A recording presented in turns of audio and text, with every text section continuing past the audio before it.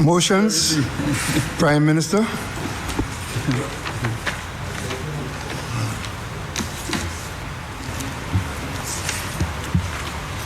following motion.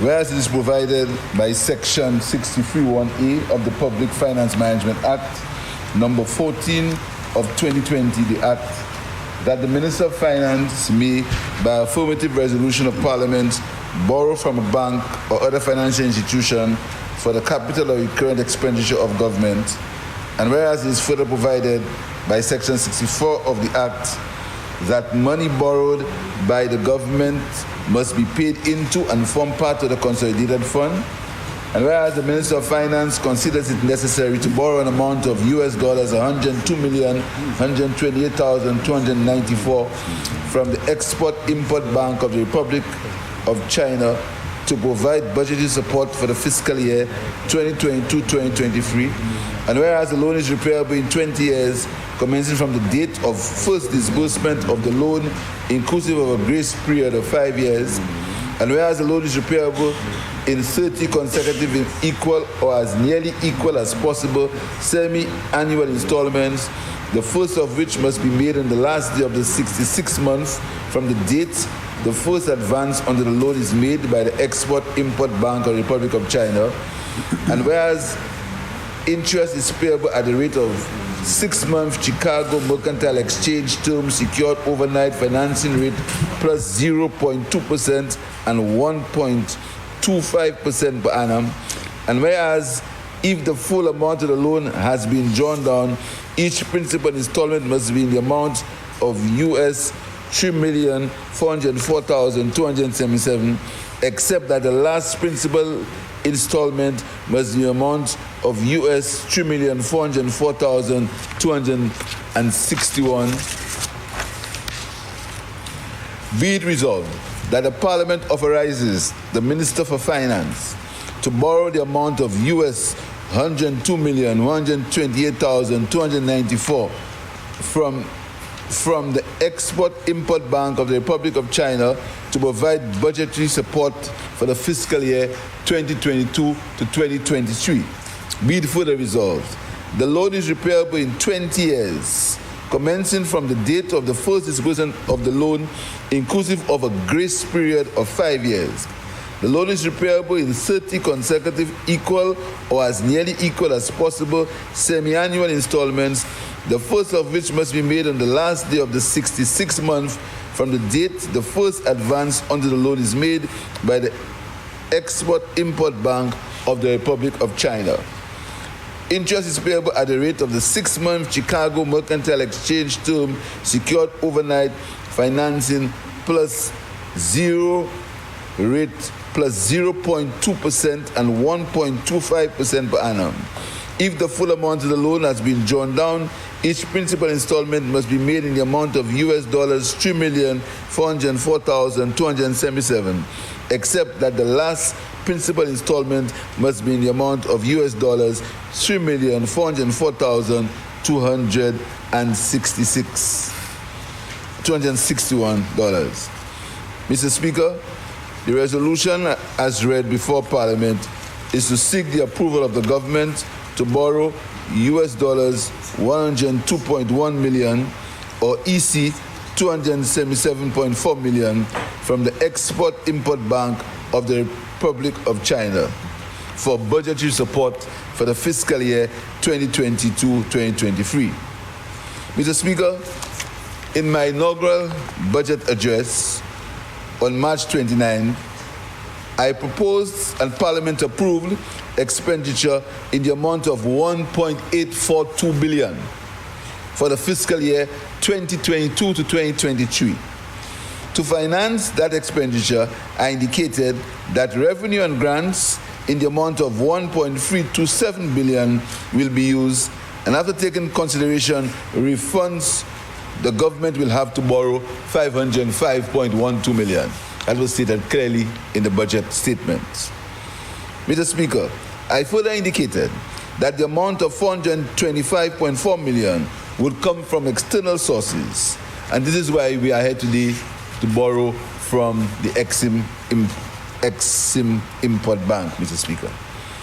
Mr. Speaker, the overall objective is as follows: to provide budgetary support to the government for its national budget for the fiscal year 2022-2023, to meet government's ongoing recurrent obligations and capital expenditures, to settle long-standing cash flow-related issues which have hindered progress towards fiscal sustainability and complete recovery. Mr. Speaker, this loan provides a rare opportunity to significantly alter the macroeconomic and social landscape of St. Lucia. The loan will assist the government and people of St. Lucia in dealing with 1. Economic recovery and growth. 2. Health expenditure. 3. Infrastructural programs. 4. Other recurrent expenditure. Mr. Speaker, more specifically, these funds will be utilized to reprofile expensive components of the central government's official public debt stock, fund social and capital projects, and eliminate some high levels of liabilities such as payables and outstanding amounts due to land acquisition and other efforts. Mr. Speaker, the loan will be done to effect a shift in the following areas: debt reduction and reprofiling. Central government debt, Mr. Speaker, stands at $3.9 billion, of which bonds and notes contribute 51.6% of the debt portfolio and is the most expensive of the government debts. The average interest rate of bonds are 7% and account for $97 million in interest payments annually. Significantly reducing this interest expense can result in savings in excess of $40 million annually. This component of the project will support government's ongoing expenditure that is earmarked towards economic recovery post the downturn in economic growth experienced by St. Lucia of over 26%.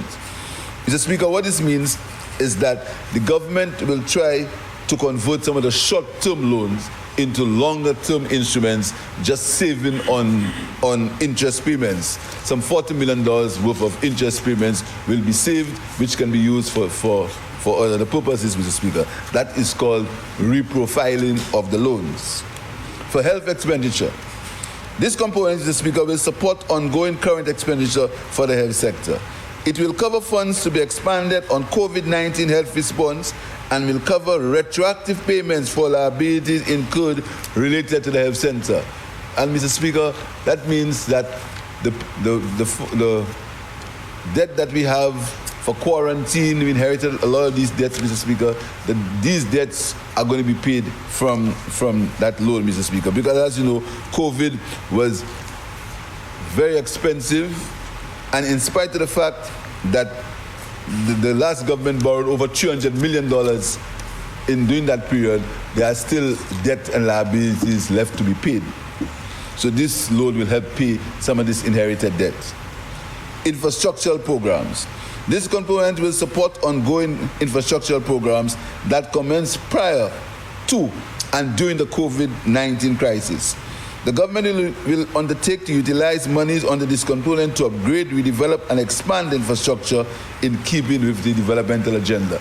Part of that money, Mr. Speaker, will be used to fund some of the expensive DFCs, the design finance contracts that were inherited from the last government, and for over a 5-year period, Mr. Speaker, which is rather short-term for the construction of roads. So we're going to use some of that money to pay down on these DFCs to give us some more fiscal space, Mr. Speaker.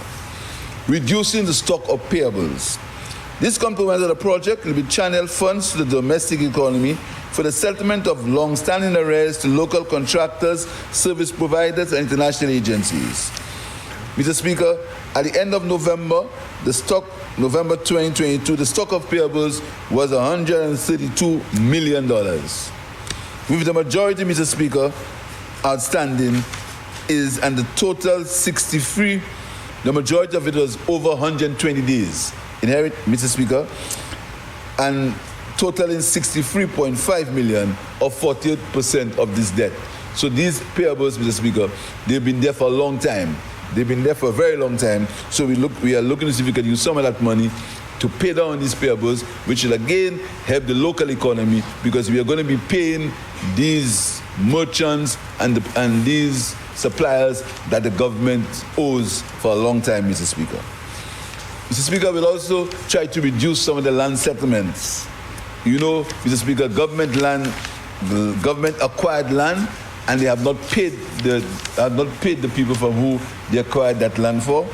And we have it's value, Mr. Speaker, that government owes about $46.2 million in land valuation, which is owed to people from which the government acquired their lands. $46.3 million, Mr. Speaker. And, Mr. Speaker, you must note that when government acquires these lands, the interest rate is 6%, Mr. Speaker, on the interest rate. So this increases all the time.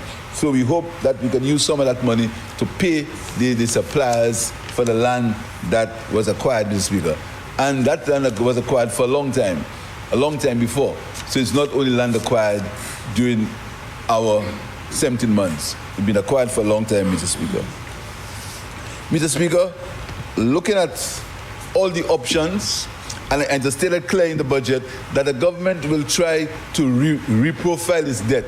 That means instead of looking for all our needs on the short-term market, basically the RSM, the government will try to get some long-term financing. Long-term financing with a 5-year grace period, which would be repaid in 20 years, Mr. Speaker.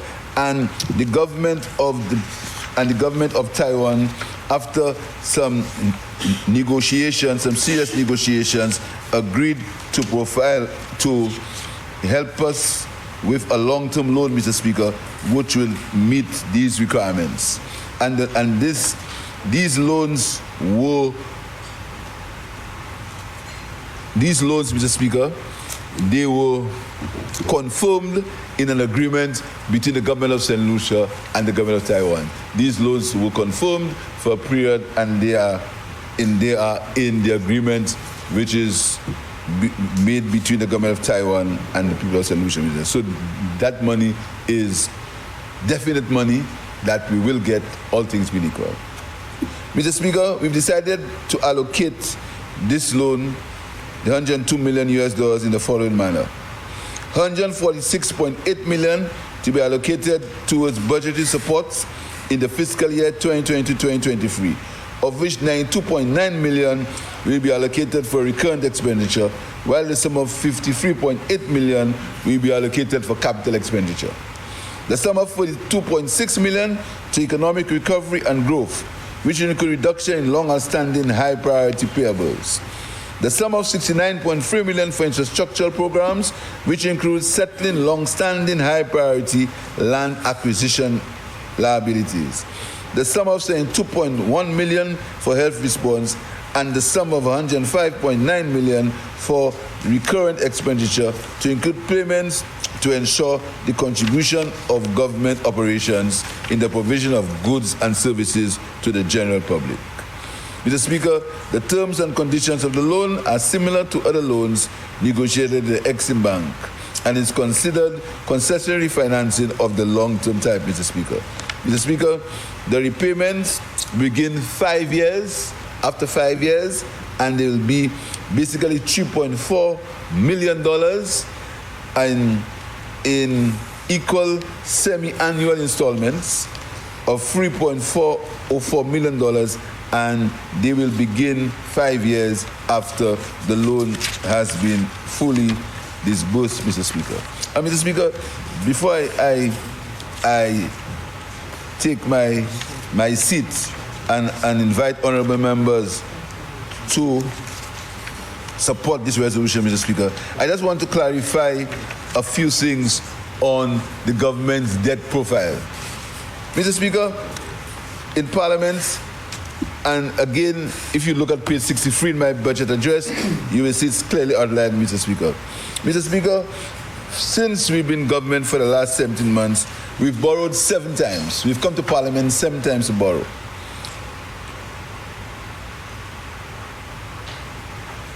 From these 7 times, Mr. Speaker, and I'll outline it, starting instrument number 2022, number 94, we borrowed $21.6 million, and that was for the census, Mr. Speaker, and that was the census that has started. We had to borrow to continue. That debt was incurred before our time.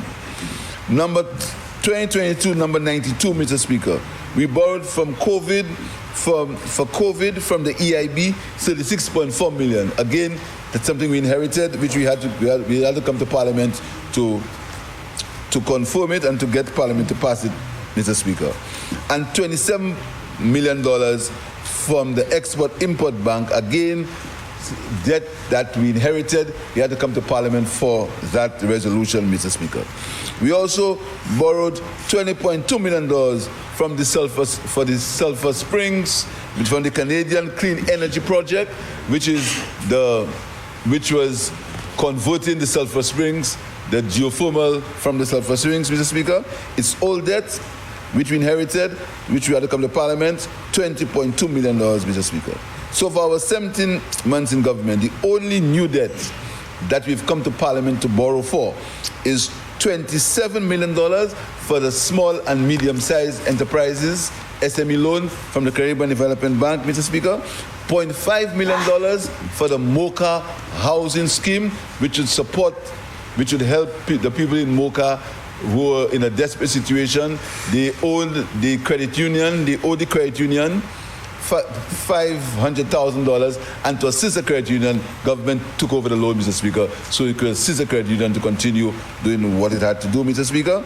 And for the blue economy, $48.6 million. Mr. Speaker, these are the facts as it relates to borrowing, which is government has borrowed, and now we come into Parliament to borrow to fund the budget for 2020 to 2023 for $102 million.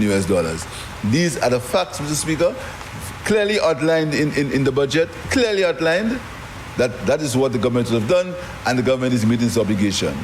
What you must note, Mr. Speaker, is from the last budget to now, the government has financed its operations basically from cash flow and basically from short-term borrowing on the regional securities market, Mr. Speaker. This is how the government has been financing its operations. So this is the first time that we are coming to the Parliament to borrow new money to finance the 2022-2023 budget, Mr. Speaker. These are the facts as it relates to the budget. Nothing hidden, nothing done undercover, nothing done to try to deflect. Clearly stated in the budget that we'll have to fund the budget by these means, and I've outlined how we borrowed it and what we borrowed before, Mr. Speaker. What we came to Parliament before, apart from the free loan that I've mentioned, was to meet obligations that the last government took, and we came to Parliament to formalize it for a resolution. Mr. Speaker, I thank you, and I ask honourable members to support this resolution. Thank you, Mr. Speaker.